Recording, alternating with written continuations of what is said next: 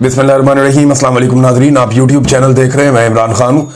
नाजरीन, रिजवी बरादरान का पता चल गया है कि ये कहाँ पे गए, क्योंकि अब खबरें चलवाई जा रही हैं पाकिस्तान के टीवी चैनल्स पे और ज़राए से ये खबरें दी जा रही हैं कि जनाब रिजवी बरादरान का पता चल गया है। उन्हें वार्न किया गया कि वो गिरफ्तारी दे दें या फिर उनके ऊपर ऑपरेशन किया जाएगा और उनको गिरफ्तार कर लिया जाएगा। तो ये बड़ी पुरानी कहानी है।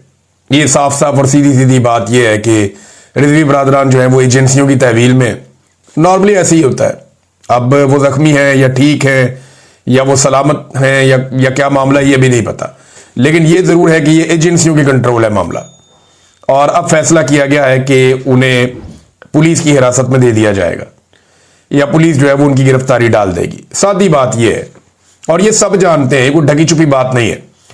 ये कहना बहुत मुश्किल है लेकिन ये हकीकत है, फैक्ट है, इसे हम भाग नहीं सकते। कल एक सीनियर जर्नलिस्ट कह भी रहे थे कि एक भाई भाग गया और दूसरा जो है वो एजेंसियों की तहवील में।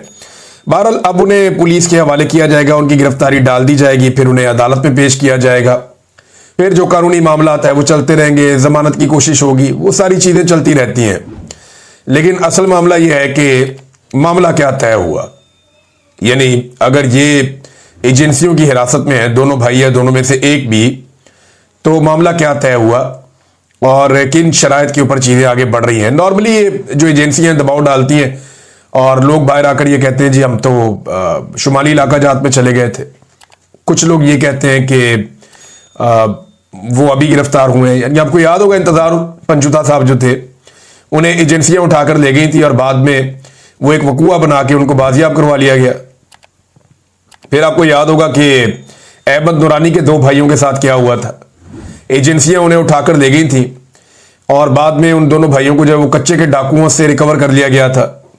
अब यहां पे भी एक ऐसी कोई सूरत बनाई जाएगी, वकूआ किया जाएगा या ये बताया जाएगा कि उन्होंने गिरफ्तारी दे दी है, या ये बताया जाएगा कि एक कितनी पार्टी है उनकी, वहां पे और लोग भी हैं। लेकिन ये बड़े भोंडे तरीके से हमेशा एजेंसियां करती हैं और इसको इस दफा भी कर लेंगी। दबाव शबाव उनके ऊपर मौलवियों का आ रहा है।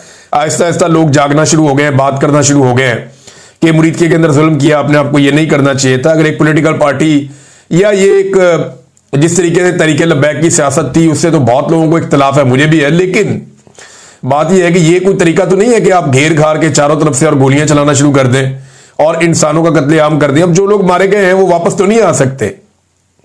अब उनकी फैमिलीज को जो तकलीफ है, जो कर्ब है, वो उसका कौन मुदावा करेगा। मुफ्ती तकी उस्मानी साहब ने एक स्टेटमेंट जारी किया है। जरा मुफ्ती तकी उस्मानी साहब का आप स्टेटमेंट देखिए। इसमें मुफ्ती साहब ने एक तो गजा का जिक्र किया और साथ में उन्होंने जिक्र कर दिया ये तहरीक लब्बैक वालों का भी।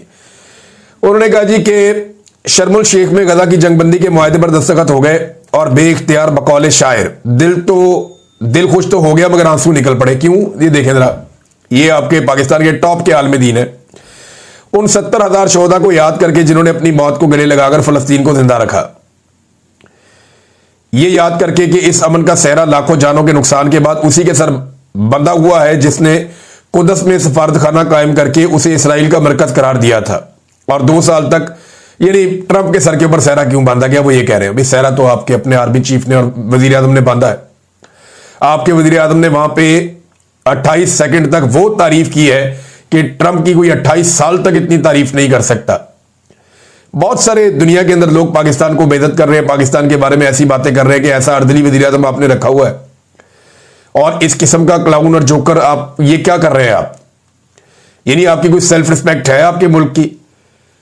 ये तो भांडों वाला किरदार है जो पाकिस्तान के वजीर आजम ने अदा कर दिया है। और अब बाद में जो है शर्मिंदगी और खिफत मिटाने के लिए कभी ये स्टेटमेंट कभी वो स्टेटमेंट।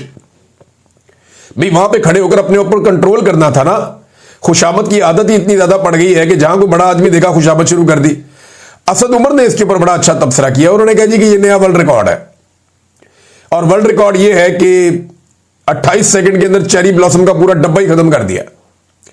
कमाल कर दिया शहबाज शरीफ ने। वैसे इसकी कोई दूसरी मिसाल नहीं मिलती, लेकिन यहां पर ये मुफ्ती साहब ये जिक्र नहीं करेंगे, बस सिर्फ गोल मोल बात कर रही उन्होंने।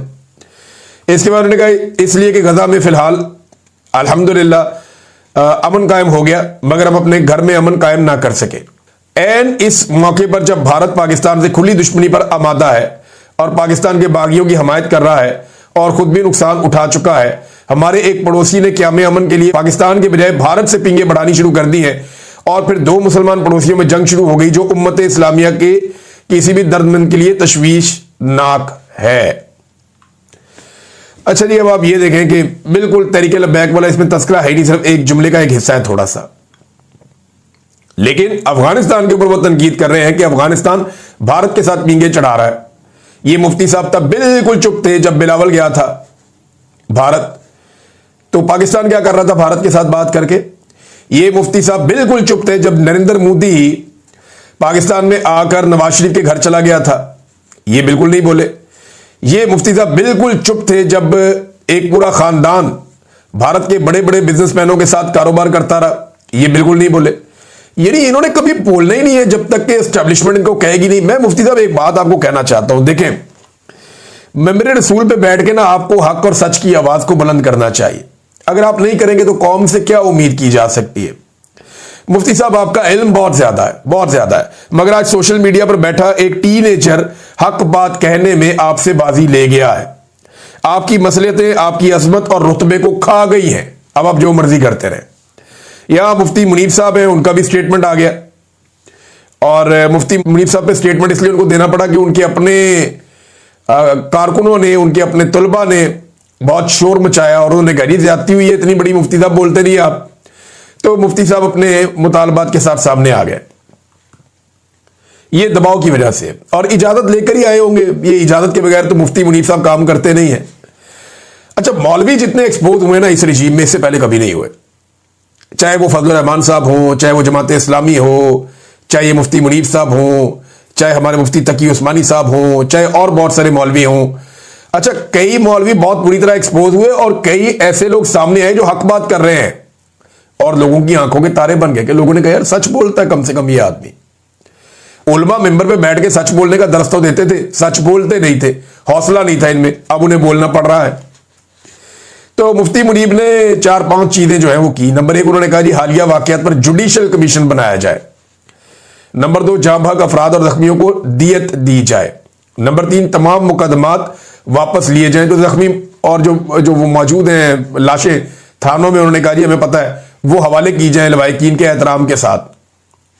फिर साद रिजवी और अनस रिजवी से मुतालिक मालूमात दी जाए। उसके बाद ये टीवी के ऊपर खबरें चलाई गई हैं कि जनाब उनका पता लग गया। वो पता क्या लग गया, उन्हें एजेंसियों की हिरासत से पकड़ के पुलिस की हिरासत में दे दिया जाएगा। इसको जरा लीगल कवर दे दिया जाएगा और उनके साथ जो मामला तय किए गए या किए गए होंगे या किए जाएंगे, ये तो आने वाले वक्त में पता चलेगा। एक दौर में इनके वालिद के साथ भी यही किया गया था। तो पाकिस्तान में ये तरीकाकार है, ये कोई नई चीज नहीं है। तहरीक लब्बैक अपनी पॉलिसियों पर नजरसानी करे, ये स्टेटमेंट भी साथ में मुफ्ती मुनीब ने दिया है। मुफ्ती मुनीब साहब, सबसे पहले आपको अपनी पॉलिसी पे नजरसानी करनी चाहिए। आप हमेशा हलवा खाने आ जाते हैं और कभी भी मुश्किल वक्त में आप बात करने से कतराते हैं, सामने नहीं आते, आप गायब हो जाते हैं, बड़ी बड़ी देर के लिए गायब हो जाते हैं। पंजाब हुकूमत ने एक ये स्टेटमेंट जारी किया, ये मेरे सामने मौजूद है और इसमें वो ये बता रहे हैं कि जनाब टीएलपी के बुलवाइयों के कायद साद रिजवी के घर से करोड़ों रुपए और सोने की ईंटें बरामद। ये तो हर बाजार की कहानी है, ये कोई साद रिजवी वगैरह से अलग से तो नहीं मिल गया पैसे आपको। जाएं आप जाके किसी भी बड़े मजार पे आप छापा मार दें, हर मजार पे हर गद्दी नशीन ऐसे ही पैसा, सोना, सामान, कीमती तोहफे, तहाइफ। पाकिस्तानी जो है वो बड़े मासूम लोग हैं, बड़े अकीदतमंद लोग हैं। लोग नजराने चढ़ाते रहते हैं, लेकिन वो नजराने जाते कहां है ये कभी किसी ने हिसाब मांगा नहीं। आप सिर्फ पाकिस्तान की दरगाहों में और ये बड़े बड़े गद्दी नशीन है, इनको जाके चेक कर लें, इक्का दुक्का को छोड़ के, जो कोई पब्लिक की गुड के ऊपर या लोगों की अच्छाई के ऊपर भी पैसा कोई खर्च कर ले। वरना ये ज्यादातर आप देख लें गल्फ कंट्रीज के अंदर, यूरोपीय ममालिक के अंदर अय्याशियां कर रहे होते हैं। इनकी जिंदगियां बादशाहों से ज्यादा अय्याशी वाली है, शहजादों से ज्यादा काम कोई नहीं करते ना। गद्दी नशीन है, बस आ रहे चंदा अन्ने वाह, अकीदतमंद नजराने चढ़ा रहे हैं और उस पर वो इंजॉय कर रहे हैं अपनी लाइफ। तो ये तो आपने सिर्फ एक इनका थोड़ा बहुत दिखा दिया और वो इतने पैसे नहीं थे। मैं हैरान हो रहा था कि ज्यादा पैसे क्यों नहीं है, ज्यादा चीजें क्यों नहीं है। वरना जो यहां पे गद्दी नशीनों को मिलता है आप सोच नहीं सकते, आप सोच नहीं सकते। तो यहां ये गंद उछालने से बेहतर अगर करना है तो पॉलिसी बनाएं और सबके खिलाफ करें। किसी एक के खिलाफ इस तरह करने से आपको कुछ मिलेगा नहीं। नाज़रीन, ये तो जनाब हो गया गवर्नमेंट का मौक़िफ़, इमरान खान साहब का मौक़िफ़ भी सामने आया। इस बारे में जो है वो पहले बताता हूं, बाकी इमरान खान साहब ने और बातें भी की हैं। एक तो इमरान खान साहब ने कहा जी तहरीक लब्बैक पे जो गोली चली उसकी उन्होंने मजम्मत की। उन्होंने कहा जी ये गलत है। तशद्दुद की उन्होंने मजम्मत की, तशद्दुद के खिलाफ उन्होंने एहतजाज की हिदायत की है। साथ इमरान खान साहब ने कहा जी कि गोली निहत्ते लोगों पर चलाना जो है वो इसकी कोई इजाजत नहीं होनी चाहिए, ये गलत हुआ। तो इमरान खान साहब ने अपनी पहली ही मुलाकात में तहरीक लब्बैक के हवाले से अपनी पॉलिसी क्लियर की और उन्होंने कहा जी कि ये जो कत्लेआम हुआ ये गलत हुआ, ये ऐसे नहीं होना चाहिए था। दूसरा, इमरान खान साहब ने कुछ फौज के बारे में और तालिबान के बारे में भी अपना स्टेटमेंट और ये जो दहशतगर्दी इसके बारे में अपना स्टेटमेंट दिया है। बैरिस्टर सैफ जो स्टेटमेंट बाहर लेकर आए, इमरान खान ने कहा है कि दहशतगर्दी के खात्मे का हल सियासी तौर पर निकालना चाहिए। उनकी फैमिली फौज में है, फौज से उनकी कोई दुश्मनी नहीं है। इमरान खान ने कहा कि गद्दारी के सर्टिफिकेट बांटना बंद होना चाहिए। अफगानिस्तान पर हमलों के नतीजे में दहशतगर्दी बढ़ने का खतरा है। ये बैरिस्टर सैफ ने इमरान खान साहब का पैगाम पहुंचाया। फिर इमरान खान साहब ने कहा कि अगर मैं तनकीद करता हूं तो सियासतदान के तौर पर पॉलिसी पर तनकीद करता हूं ताकि कोई हल निकले। फौज भी मेरी है, मुल्क भी मेरा है और शोहदा भी हमारे हैं। लेकिन ये इमरान खान ने कई दफा कहा। कई लोग ना ये कोशिश करते हैं कि जैसे फौज की और तहरीक इंसाफ की कोई जंग चल रही है, या कुछ लोग ये कहना चाहते हैं कि जैसे पाकिस्तान की फौज में और इमरान खान के अंदर कोई लड़ाई चल रही है। नहीं, ऐसा नहीं है। ये एस्टेब्लिशमेंट के चंद लोग हैं, जो मिलिट्री एस्टेब्लिशमेंट जिन्हें हम कहते हैं, जो अपनी नौकरियां पक्की करने के चक्कर में अपनी पॉलिसियां जो हैं वो तब्दील करते रहते हैं। ये जनरल फैद हमीद जैसे, जनरल बाजवा जैसे, अभी बहुत मौजूदा जो DGISI हैं, आर्मी चीफ है, ये लोग इसी तरह काम करते हैं ना। सबको अपना अपना फायदा होता है। अब आर्मी चीफ की एक्सटेंशन का मामला आया हुआ है, DGISI ने अभी भी एक्सटेंशन ले ली है। तो उनकी जो पॉलिसी है उनके ऊपर तनकीद माजी में भी होती थी, अभी भी होती है, कोई नई चीज तो है नहीं। अब इसका मतलब ये नहीं है कि फौज के साथ कोई दुश्मनी हो गई है या फौज के साथ कोई जंग शुरू हो गई है। फौज एक ऐसा इदारा है जिसको पाकिस्तानी अपना खून पसीने की कमाई में से अपना पेट काट के इन्हें पालते हैं, इस फौज को। तो जिसको पाकिस्तानी कौम अपना खून पिला रही है उससे नफरत क्यों करेगी? अभी आप देखें ना, मैंने 1-2-4 दिन पहले भी कहा था कि अफगानिस्तान हो या इंडिया हो, बाहर से जरा सा कोई पाकिस्तानी फौज को तंग करता है, पूरी कौम फौज के साथ खड़ी हो जाती है। लेकिन सेम टाइम में मैंने ये सवाल भी उठाया था कि फौजी क़यादत जो फैसले करती है, क्या वो वफा निभाते हैं अवाम के साथ, जो अवाम उनके साथ वफा निभाती है? ये सवाल अपनी जगह पे मौजूद रहेगा। और मिलिट्री एस्टेब्लिशमेंट को अपनी गंदी सियासत के इस्तेमाल के लिए फौज को बतौर इदारा इस्तेमाल करना बंद कर देना चाहिए। ये बात मैं नहीं, PMLN, पीपल्स पार्टी सारे करते रहे हैं, आज PTI भी ये बात कर रही है। और इमरान खान साहब ने क्लियरली कहा जी फौज के साथ कोई दुश्मनी नहीं है, फौज भी मेरी है, मुल्क भी मेरा है। ये इमरान खान साहब की ओनरशिप है जो हमेशा वो लेते हैं। नाज़रीन, सुहेल अफरीदी आ नहीं रहा। अब सुहेल अफरीदी अब तक की इतला के मुताबिक वो आ ही गया है, क्योंकि अदालत ने ऑर्डर दे दिया, पेशावर हाई कोर्ट ने, और चीफ जस्टिस ने कहा जी कि कल शाम 4 बजे तक सुहेल अफरीदी का हलफ ले गवर्नर, और इस बारे में पाबंद कर दिया। अब कालक अपने मुंह पे मल ली थी गवर्नर ने भी और एस्टेब्लिशमेंट ने भी, और सबने ये कह दिया जी ये तो नहीं आएगा। और टाउटों को मेरा मशवरा है, देखें अब आप एस्टेब्लिशमेंट के अंदर अब वो बात रही नहीं। ये माजी में जो बात करते थे वो पत्थर पे लकीर हो जाती थी, तो आप दावा कर देते थे कि ये तो कभी नहीं होना। तो अब एस्टेब्लिशमेंट के कहने के ऊपर ना आप किसी को खत्म शुद्ध ना कहा करें। एस्टेब्लिशमेंट के कहने के ऊपर या उनकी यकीन दहानी के ऊपर आप कोई बड़ा बोल या बड़ा दावा ना किया करें। अभी कुछ लोग कह रहे थे मेरा नाम बदल देना, मैं माफी मांग लूंगा अगर ये वजीर आला बन गया, ये कभी भी नहीं बनेगा, ये बन ही नहीं सकता, फैसला हो चुका है। ये एस्टेब्लिशमेंट आपको कहानियां सुनाती है। वो बेचारे कहते भी ठीक है, उनका ये नीयत भी होती है, लेकिन अब उनमें वो दमखम नहीं है, उनमें वो पसली नहीं है। पाकिस्तानी कौम उनसे बहुत ताकतवर और बहुत आगे निकल गई। अब एस्टेब्लिशमेंट को यू टर्न लेने पड़ते हैं, अपने फैसले बदलने पड़ते हैं। अब आने वाले दिनों में और भी फैसले बदलते हुए देखेंगे। तो मुंह काला किया कुछ लोगों ने अपना। अब बिलावल जो है वो गोंगलुओं से मट्टी झाड़ते हुए गवर्नर को कहता है, गवर्नर साहब आप जहाज लेकर जाएं खैबर पख्तूनख्वा और जाकर अपनी आईनी जिम्मेदारी पूरी करें।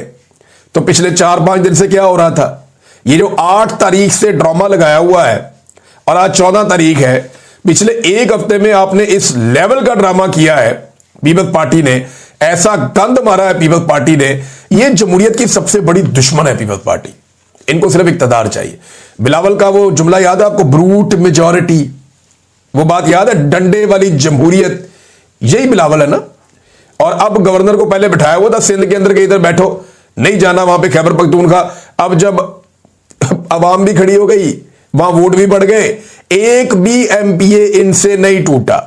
इनकी सारी उम्मीदें ये थी कि पैसा वैसा खर्च करके वहां पे जो ताकत है एस्टेब्लिशमेंट की उसको इस्तेमाल करके कुछ एमपीएस तोड़े जाएंगे, इलेक्शन को डिले किया जाएगा और अपना वजीर आला लेकर आ जाएंगे।